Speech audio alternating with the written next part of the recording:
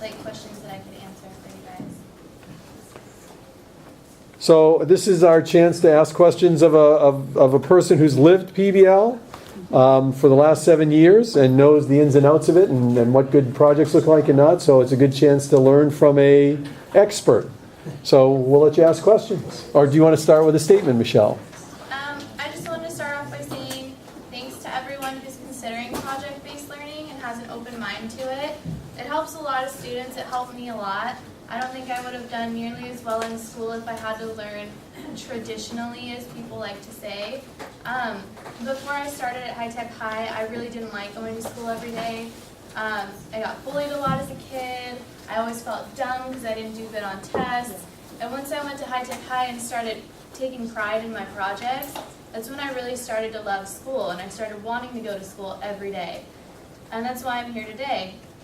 I come from a family of education. My mom was a counselor. My dad's still a high school teacher at a public high school. And I've grown up with it. I love it. I love to see kids find what they love to do. I love to help kids find what they love to do. And right now, for my senior project, I'm writing a book on what it's like to go through that kind of transition. So all of your questions, I'm definitely open to, and they're going to help me finish up my senior project and get my portfolio set up for going into college. So thank you for being here.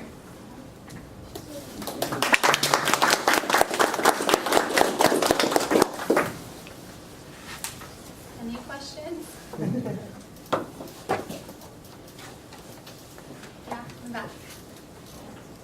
Have you had some projects that you didn't feel were really interesting to you personally? And if you did, how did you like overcome that and come up with a product that you were proud of?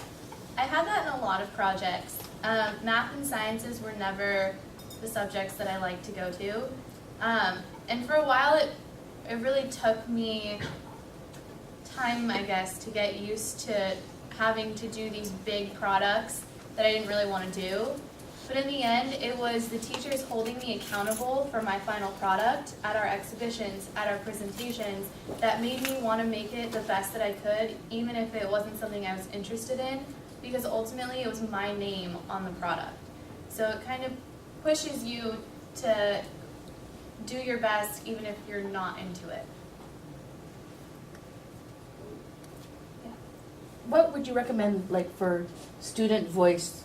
Because we've talked a little bit about, you know, teacher-led projects, blended, and then the student-directed projects. What is it, like, your favorite and why? It's hard. I have a lot of favorites. In middle school, my favorite was one that was teacher-led with student voice. It was one about Silk Road. So something that kids wouldn't really come up with on their own, something that was curriculum-based because we're public charter, so we have to meet the curriculum. But we had a voice in how we displayed things or what we chose to put out to display. So I really liked that one. And my senior project, which is what I'm doing now, is one of my favorite ones because everyone in my class is doing something totally different because it's all student design. And so all of our teachers are only mentors. They're not teachers for this month. They're just our reference. Thank you. Yeah. How prepared do you feel for the next phase of your journey academically? I feel really prepared. A lot of our feedback from graduates is you never taught us how to read a textbook because we don't use textbooks at all. But I would argue that students, especially coming out from the last year and my year, we've developed the skills to use textbooks as a tool rather than our only resource in college, which is something really interesting that I've noticed with our kids, mostly because we don't like to just look at one thing and say that's fact. We ask more questions, and I think that that's going to really help push me forward because I'm going to want to make my own discoveries instead of just kind of following in the footsteps of somebody else. Yeah, I was wondering, do you ever get project out? Like you got 5 classes and you got 5 projects all due within a week of each other? Yes, we do. And that's where student voice comes in. A lot of times staff will kind of budge a little bit, give you an extension or move it around a little bit to make it a little more comfortable. But a lot of it is, that's how it is in the real world. If you're working 2 jobs, you might have to be producing more than one product. When you're in college, you have more than one class that you have to go to. And so a lot of times it gets really hard and really overwhelming, especially when you're first starting and you're not used to it. But it teaches you better time management skills. How would you suggest we distribute tasks within a collaborative, within a group project, so that all students can feel ownership throughout the process? It really depends on the project and the size of the group. When we were first starting out in middle school, it was, say, a group of 5 kids, and they would give 5 different roles that students could take part in, and that was your student voice. You got to put in for which one you wanted to do, and then as a group you decided. And as you grow through it and you get used to it, it's a lot of, this is what has to be done, figure it out. And so for us, it ends up being, oh, well, you're good at the building, I'm good at the numbers, and you're good at the art. So students will figure it out if they have to, but in the beginning, it's good to start them off with different tasks that they can do.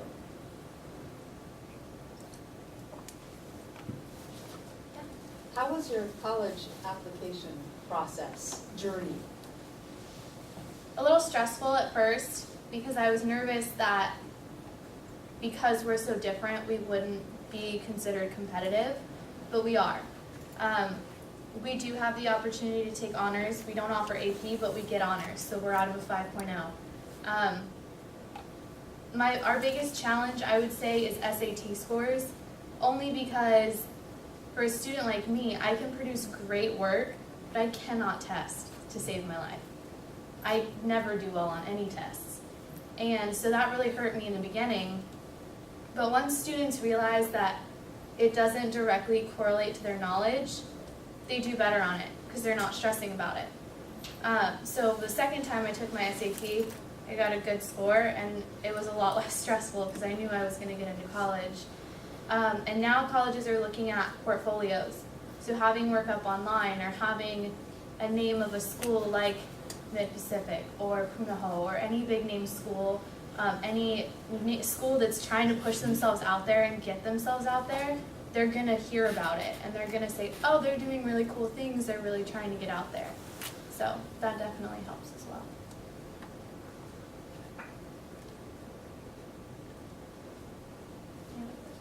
There was a question that came up earlier today, which were you here when Young Zhao was talking? Yes. So the question came up about when you started at 6th grade doing projects. Yes. And so I'm wondering for you, as you went from 6th through 12th grade, did you change, did the projects change? Was the scope of them different? I mean, how does, since we have such a range of folks here in terms of elementary, middle, and high, what does the kind of project design need to look like as you move from 6 through 12 from your experience? Does it matter?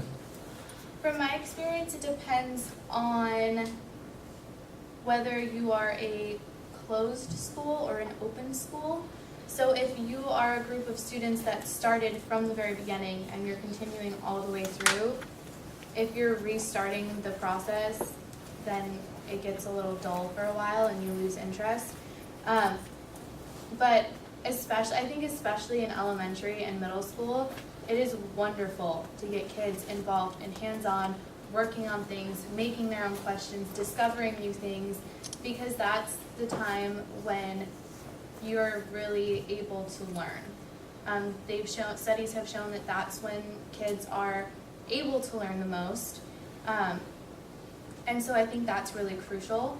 And then growing up, for me it was hard because I started in 6th grade and I learned how to do a project. I learned the basic steps. And then freshman year, we started over because it was, all of a sudden it was 50-50. It was 50 of us that had already been through it and 50 new kids.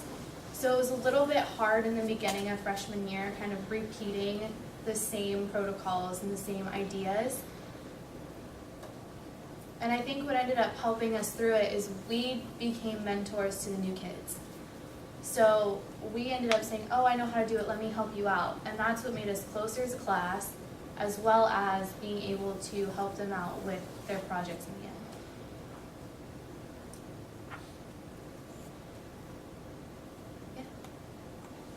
Do you think project-based learning is effective for all students? No. And that's where it gets tricky for me. I think a lot of kids need that structure, and they need to feel like they have a set task to do and they can do it. But when they're given too much freedom, they just lose their mind and they lose sight of what is the end goal. I would love to say project-based learning is perfect for every kid, but I know that it's not. I've seen a lot of my good friends have to leave because they couldn't take the stress, and it made them more anxious, or it made them feel overwhelmed. And that's perfectly reasonable.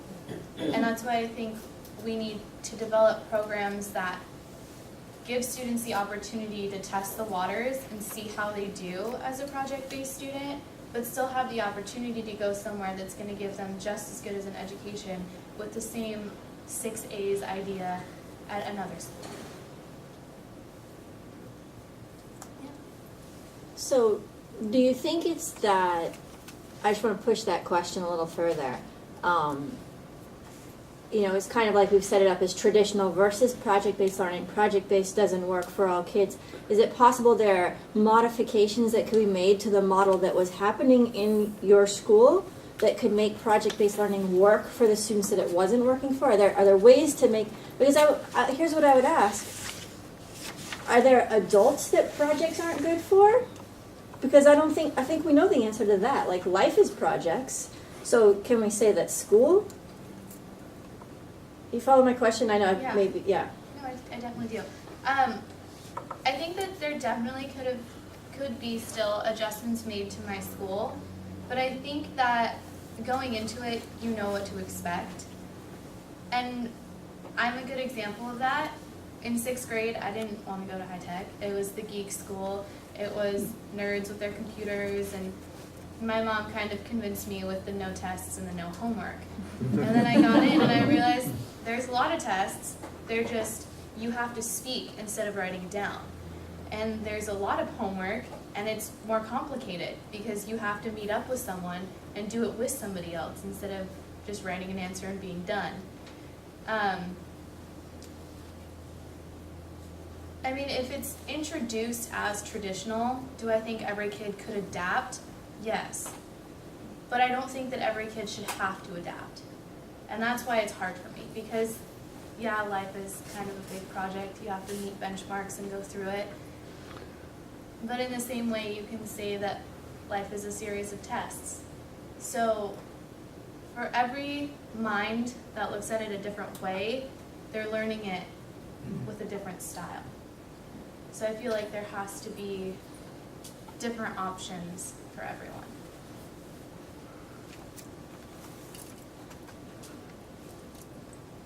Are you at all concerned about the fact that moving into college is going to put you into a whole nother method of learning that you're not used to, with more of a student as consumer and teacher as delivery type of setting, and or maybe some of your friends have already experienced that?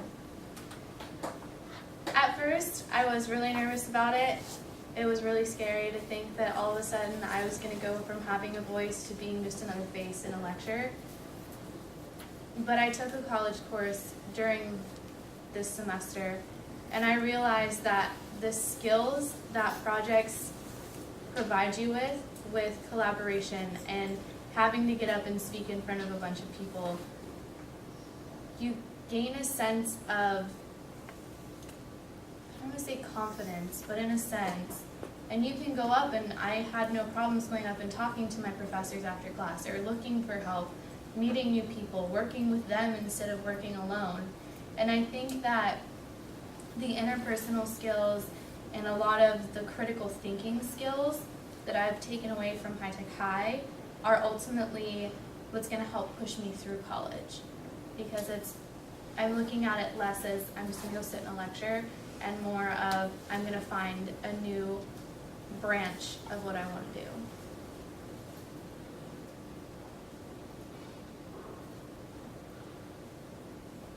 You mentioned that you have to speak a lot in front of others, and you also mentioned that you present your product. So does that mean that every time you complete a project or a product that you present it, that you share it? And do you share it just within your class or with the community, with your school? It depends on the project. Not every project is put out to the community, to the school, but after every project we do present at least within our class. Usually the ones we present to the community are the bigger ones, so ones that we've been working on for at least a semester or throughout the year. And mostly our families come to our presentations of learning, especially as kids. They're required that a family member be there. But as you get older, your parents kind of just come to the community ones, which is good, I think, because you look at your family and your community as just that, as people looking to support you, instead of people either trying to show you off or trying to critique you. You look at it as a whole, and it gives you a lot of opportunities as well.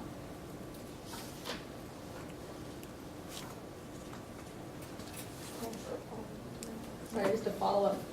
In middle school, I would like to know how many projects you were doing, I don't know, a semester versus high school. How many projects were you doing a semester? Typically in middle school, we would do one big project per semester and maybe one or two little projects. And as a high schooler, it's 2 or 3 big projects a semester and 4 or 5 smaller projects. So the workload definitely increases, which is hard for freshmen who didn't grow up through the project-based school. But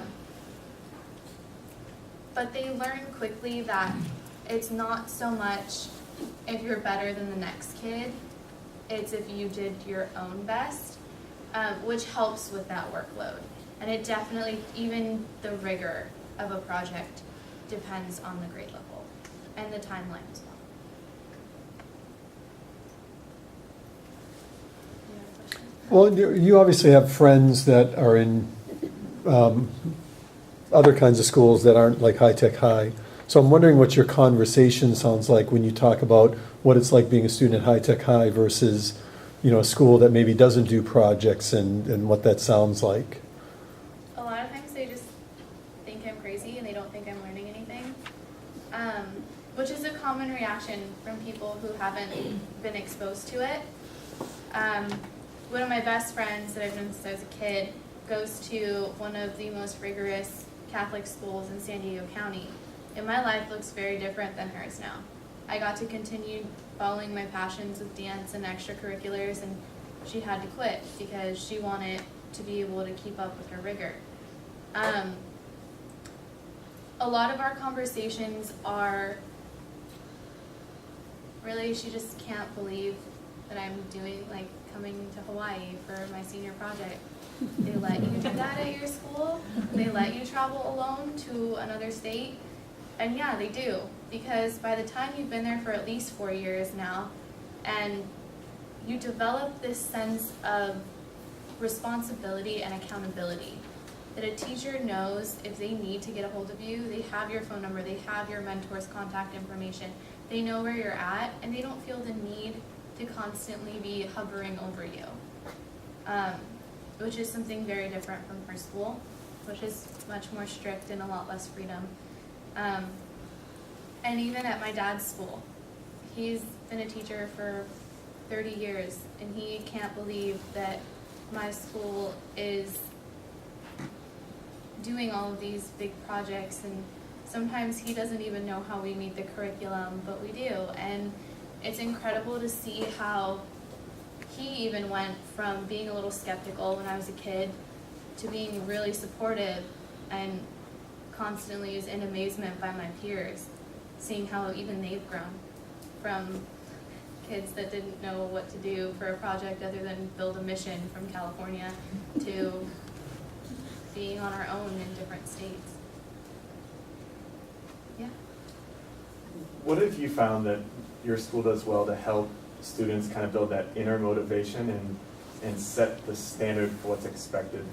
Like, one of the things I've found that seems to be a problem sometimes is, how do you get past when students are like, I'm done, and they turn it in, and you're like, well, this is not, you're not done, or you haven't done very quality work, you know, you need a chance, so then maybe they come back and make a few weeks, now I'm done, and you're, you know, how do they get, what do you think your school's done well to help it so students aren't like that, where they understand what the standard is and they're motivated to do their best and not just get it done? I think a lot of it, as much as we don't compare ourselves to the next kid or whatever, is that fact. Is the fact that you might come to our exhibition and 10 kids will have PowerPoint presentations and one kid will have, you know, this spectacular piece of artwork. And it makes them stop and think. And especially once it goes, because we have digital portfolios, especially once it goes up on that website, they're like, oh man, my name's on that. I didn't put my time into that, and I should have, because it's going to come back and haunt me. And that's what a lot of it, from the beginning, was hard on us as students, because there was no excuses. You were held, like, if you walked up and said, I'm done, are you sure you're done? Yeah, I'm done. And that was the grade you got. So a lot of it is being able to be flexible with students and help them work through it, but at the same time, holding them completely accountable for their own actions in every aspect of being in school.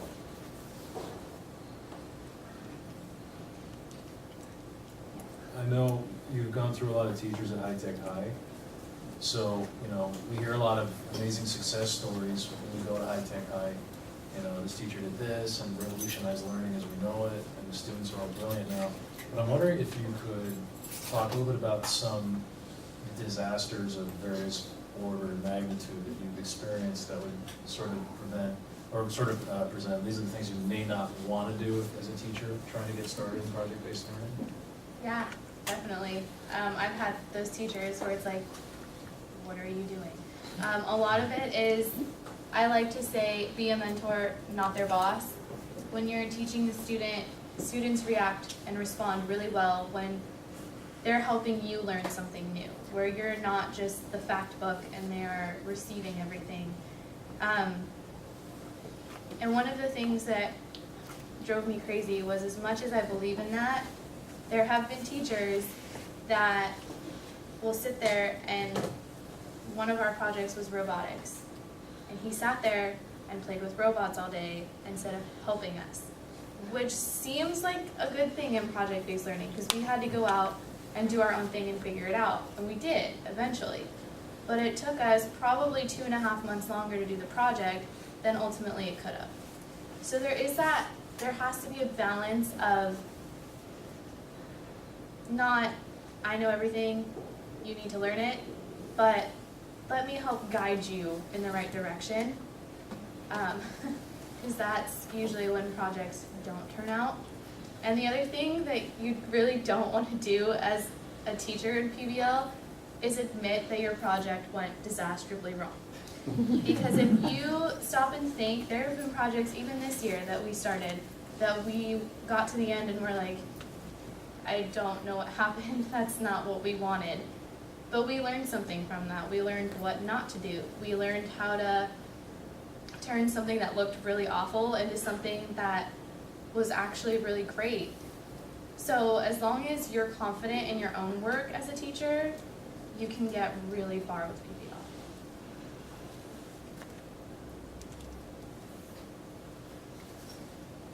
I'm curious how the teachers gave you the information that you needed to get started. Because you know, PowerPoints or assigning articles to read, or you got to get that knowledge from somewhere, right? So what role does the teacher play in disseminating information in your classroom? When it comes to like basic project skills, where you're learning how to use things like PowerPoint or even Word, we had kids that didn't know how to use Microsoft Word when they came. And it sounds weird, but mostly just letting the kids kind of play with it for a little bit. Letting them kind of feel out like, oh, that's what happens when I push that button. You know, and it's one of those things where most people learn better by doing. So when you sit there and you get really angry at PowerPoint because it's not doing what you want it to do, you learn what doesn't work. And teachers, especially at High Tech High, play a really big role of once you hit that point of frustration, they'll step in and be like, okay, let me show you what to do. Let me fix it. But they fix it on their own computer, or they show you what to do from their desk, and then you have to go and try and mimic that. So it's really not giving them tools, it's being a support more than anything, because it'll force them to learn it by themselves. Can I follow that up? Thank you for that. But are we really thinking about, you know, the facts and the nuts, and not how to work the technology? Your generation is pretty famous for being able to figure that out on your own, not like us.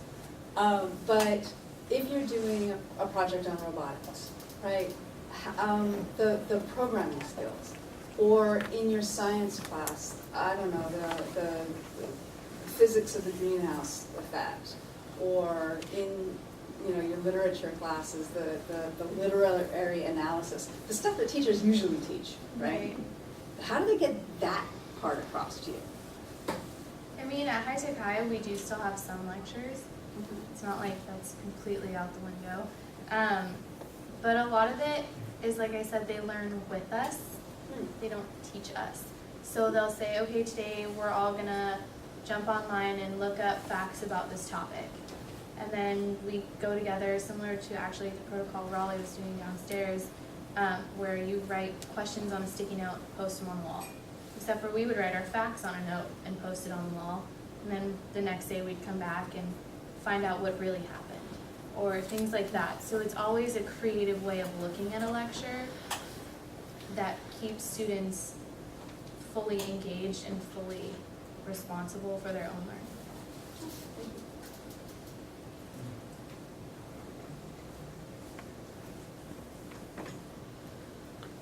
Well, about time-wise, it's about just before 3:15, right? So I think we're just about out of time.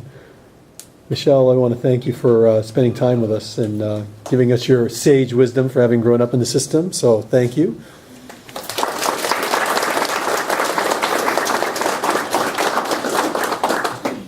A couple of procedural things before we break for the day. Let me turn off my